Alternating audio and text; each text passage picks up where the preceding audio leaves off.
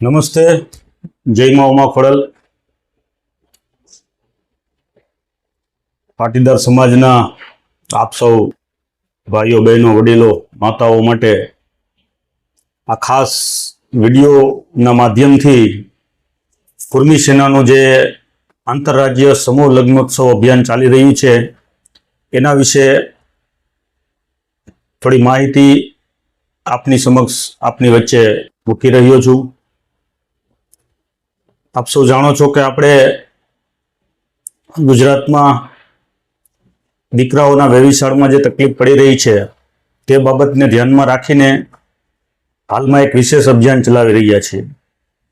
ગુજરાતના અલગ અલગ સેન્ટરોમાંથી દીકરાઓના બાયોડેટાના કલેક્શન કર્યા બાદ તેમાંથી કેટલાક બાયોડેટાનું આપણે ચયન કર્યું છે અને હવે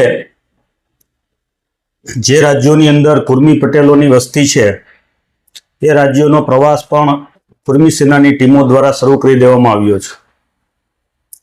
આ અભિયાનના ભાગરૂપે આપણી એક ટીમ, જેમાં હું પણ સામેલ હતો, મારા સિવાય આપણા રાષ્ટ્રીય મહામંત્રી ચિરાગભાઈ કાકડિયા, આપણા કુર્મી સેનાના વડીલ અને પ્રવક્તા એવા રમેશભાઈ દર્શનિયા સાહેબ,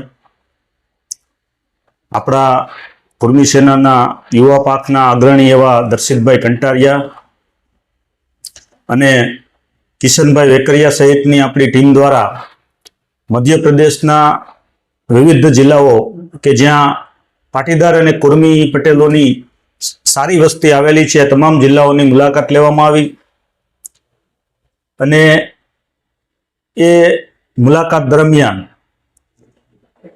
ત્યાંના સમાજના વરિષ્ઠ અગ્રણીઓ અને વડીલોની મુલાકાત લઈ ગુજરાતની જે પરિસ્થિતિ છે પાટીદાર સમાજની, એ પરિસ્થિતિથી તેઓને વાકેફ કરવામાં આવ્યા અને ગુજરાતમાંથી જે બાયોડેટાનું આપણે ચયન કર્યું છે એ બાયોડેટા કુર્મી સેનાની ત્યાંની જે જિલ્લાઓની કમિટીઓ છે તેમને આપણે સુપ્રત કર્યા છે.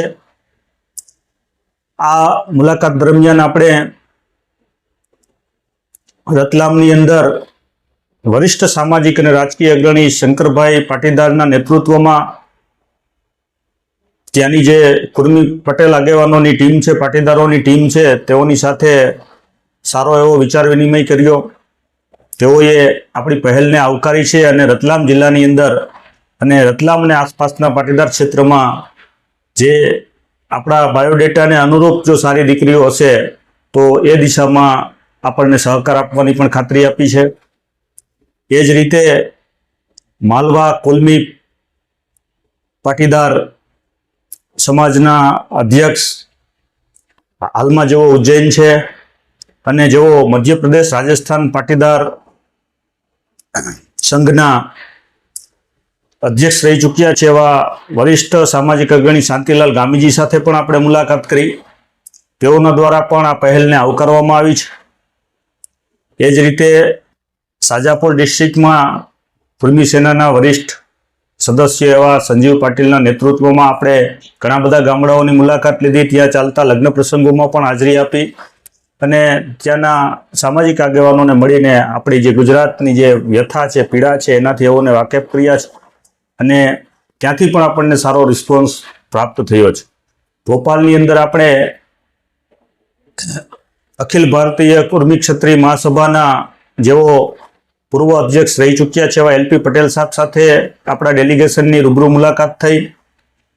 એલપી પટેલ સાહેબના નેતૃત્વ હેઠળ આંતરરાજ્ય સમૂહ લગ્નોત્સવના ઘણા બધા કાર્યક્રમો ગુજરાતમાં પણ યોજાઈ ચૂક્યા છે, જેનાથી કુર્મી પટેલ સમાજના આગેવાનો વાકેફ છે. લગભગ 300થી વધુ દીકરીઓ એલપી પટેલ સાહેબના માધ્યમથી ગુજરાતમાં આવી છે અને એનું લગ્ન જીવન સુખેથી ચાલી રહ્યું છે. ત્યારે એલપી પટેલ સાહેબે પણ આપણી આ પહેલને આવકારી અને તમામ શક્ય મદદની ખાતરી આપી છે અને નજીકના ભવિષ્યમાં આ અભિયાનને સફળ બનાવવા માટે જે પણ જહેમત ઉઠાવવાની આવશે એમને ટીમ દ્વારા ઉઠાવવામાં આવશે એવી આપણને બાંયધરી આપવામાં આવી છે. એ સિવાય ભોપાલની અંદર આસપાસના જે કુર્મી પટેલ બાહુલ વિસ્તારો છે એ તમામ વિસ્તારોની ના અગ્રણીઓ સાથે પણ આપણે ભેટ વાર્તાઓ કરી છે. આપણે સાગર જિલ્લા, દમોહ સહિતના સિવની સહિતના ક્ષેત્રોની મુલાકાત લઈ ત્યાંના આગેવાનો સાથે આપણા વિષયને લઈને ચર્ચા કરી છે અને આપણા જે બાયોડેટા, જે સિલેક્ટેડ બાયોડેટા છે એ અગ્રણીઓને આપણે આપ્યા છે.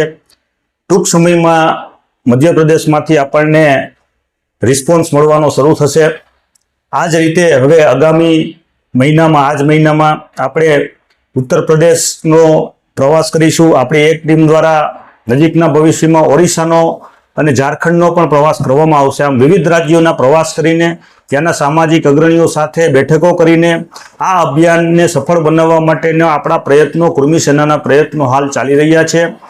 મેં અગાઉ પણ વારંવાર કીધું છે કે આ સમૂહ લગ્નોત્સવ અભિયાન છે, જે આંતરરાજ્ય લગ્ન આપણે ગોઠવી રહ્યા છીએ, આ ખૂબ જ મુશ્કેલ અને દુષ્કર કામ છે. એના માટે આપણે પરસ્પર એકબીજાનો વિશ્વાસ સંપાદન કરવો જરૂરી છે. આપણા વારંવારના પ્રવાસોથી અને આપણી જે કાર્ય યોજના છે એના કારણે ભવિષ્યની અંદર આ જે વિશ્વાસ સંપાદન થશે અને જે લગ્ન સંબંધો છે એ થતા જોવા મળશે એવો મને પૂરો વિશ્વાસ છે. આ ખૂબ જ ધીરજ માગી લે તેવું કામ છે. ત્યારે જે લોકોએ કૃમિ સેનાને બાયોડેટા આપ્યા છે એ તમામ વાલીઓને મારી ખાસ વિનંતી છે કે આ કોઈ તારીખ કે 1-2 મહિનામાં કે 3-4 મહિનાની અંદર થઈ જાય એવું કામ નથી. અસંખ્ય પ્રવાસો કરવા પડશે. વારંવાર ત્યાંના આપણા કૃમિ પટેલ ભાઈઓને આપણે મળવું પડશે અને ત્યારબાદ ધીરે ધીરે આ પ્રક્રિયા આગળ વધશે. પણ આ પ્રક્રિયા જેમ જેમ આગળ વધતી જશે એમ મને 100% વિશ્વાસ છે કે આપણી જે સમસ્યા છે, આપણી જે પીડા છે, આપણે જે અહીં દીકરાઓના વેવિશાળોમાં જે તકલીફ પડી રહી છે એ સમસ્યાનો નજીકના ભવિષ્યમાં કાયમી ઉકેલ આવશે. એટલે આપ સૌએ પણ ધીરજ ધરવાની છે. આ ધીમે ધીમે કામ આગળ વધશે.